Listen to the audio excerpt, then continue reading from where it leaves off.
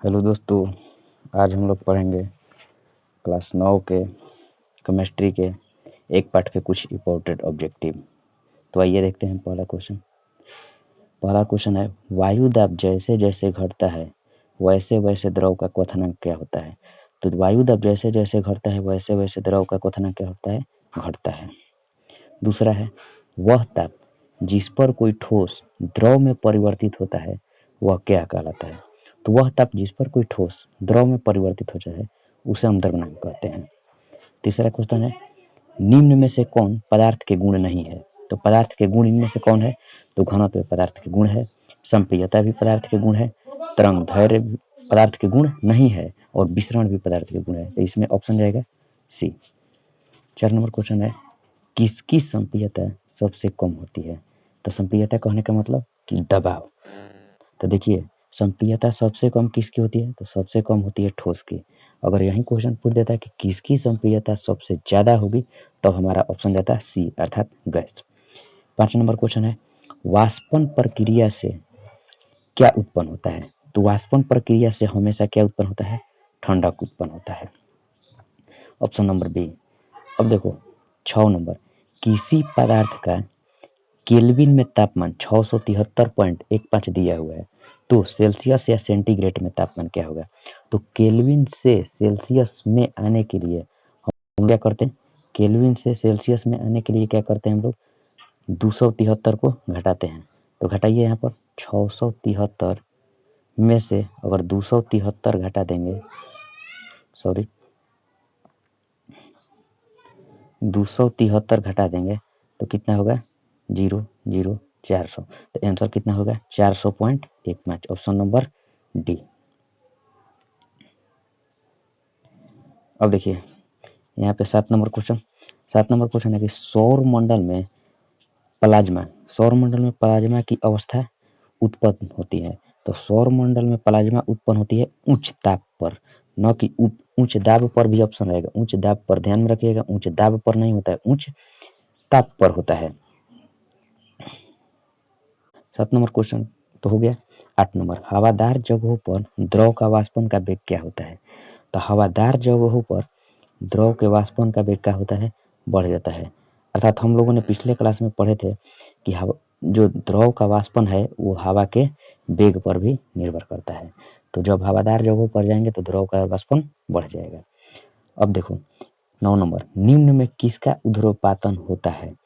तो निम्न में किसका, तो गंधक का ऊर्ध्वपातन नहीं होता है, मैग्नीशियम का भी नहीं होता है, ब्रोमीन का नहीं होता। तो होता किसका है, तो आयोडीन का होता है। अब देखो 10 नंबर क्वेश्चन का है कि किस अवस्था में अणुओं की ऊर्जा सबसे कम होती है। तो हमारा ठोस अवस्था में अणुओं की ऊर्जा जो है सबसे कम होती है। और पूछ देता है क्वेश्चन कि किस अवस्था में अणुओं की ऊर्जा सबसे ज्यादा होती है। तो गैस की अवस्था में अणुओं की ज्यादा सबसे अधिक होती है। अब देखिए 11 नंबर क्वेश्चन शुष्क बर्फ क्या है। तो शुष्क बर्फ जो है ठोस कार्बन डाइऑक्साइड है, अर्थात ठोस ठोस CO2। ठोस कार्बन क्या होता है, तो ठोस शुष्क मतलब ठोस कार्बन डाइऑक्साइड को हम लोग ठोस बर्फ कहते हैं। अब देखिए क्वेश्चन 12 नंबर 12 नंबर क्या है किसी पदार्थ के इकाई आयतन का द्रव्यमान क्या होता है। तो किसी भी पदार्थ के इकाई आयतन का द्रव्यमान घनत्व कहलाता है। क्या कहलाता है, घनत्व कहलाता है। अब देखिए 13 नंबर क्वेश्चन वाष्पीकरण की क्रिया द्रव के किस भाग में होती है। तो वाष्पीकरण की क्रिया हमेशा सतह पर होती है। Option number A.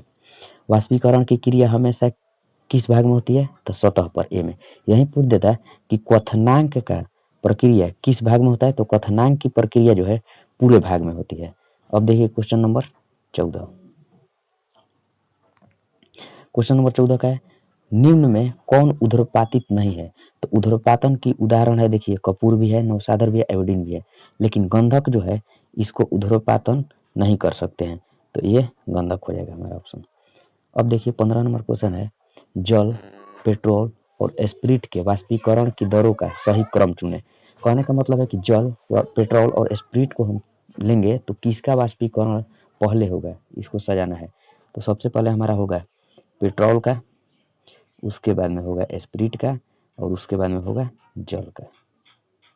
तो देखिए ऑप्शन नंबर कितना है, option number C, petrol, spirit और जल। अब देखिए अगला क्वेश्चन आपका है, किसी ठोस पदार्थ का द्रव्यंक उसके द्रव रूप का, किसी ठोस पदार्थ का द्रव्यंक उसके द्रव रूप का हिमांक होता है। क्या होता है? किसी ठोस पदार्थ का द्रव्यंक उसके द्रव रूप का हिमांक होता है। अब देखिए 17 नंबर क्वेश्चन, निम्न में कौन पदार्थ के गुण ठोस पदार्थ के गुण नहीं है? तो ठोस में दृढ़ता भी होता है, सबसे कम संपीयता भी होता है, उसका घनत्व भी अधिक है, लेकिन बहाव की प्रक्रिया जो है यह ठोस पदार्थ में नहीं होता है। बहाव कहने का मतलब ऐसा नहीं, किसी भी ठोस पदार्थ को एक जगह पर रख देंगे तो वो पुनः बहकर दूसरे जगह पर चला जाएगा। तो ठोस पदार्थों के गुण कौन नहीं है? बहाव। अब 18 नंबर क्वेश्चन है कि भोजन का गंध किस प्रक्रिया द्वारा महसूस होता है? तो भोजन का गंध हमेशा विसरण प्रक्रिया द्वारा मतलब महसूस होता है, न कि प्रसरण विधि द्वारा। तो ऑप्शन में दोनों रहेगा, तो हमें सोच समझ कर टिक करना है कि भोजन की गंध किसके द्वारा महसूस होता है? तो विसरण के द्वारा। अब देखिए उस 19 नंबर क्वेश्चन, जब जब वाष्प क्या होता है? संघनित होता है तो क्या होता है? तो जब वाष्प जो है संघनित होता है तो उस समय उसका ताप जो है घट जाता है।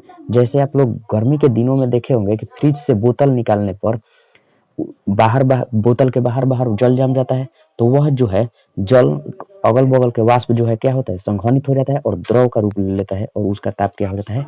घट जाता है। अब देखिए 20 नंबर क्वेश्चन, निम्नलिखित में कौन पदार्थ के गुण नहीं है? निम्नलिखित में कौन पदार्थ नहीं है? तो हवा भी पदार्थ है, भोजन भी पदार्थ है, लेकिन स्नेह अर्थात स्नेह, प्यार, घृणा ये सब जो है ये सब पदार्थ के गुण, ये सब अर्थात पदार्थ नहीं है। तो ऑप्शन क्या जाएगा? सी जाएगा। तो थैंक्स दोस्तों, अब मिलते हैं हम अगले वीडियो में।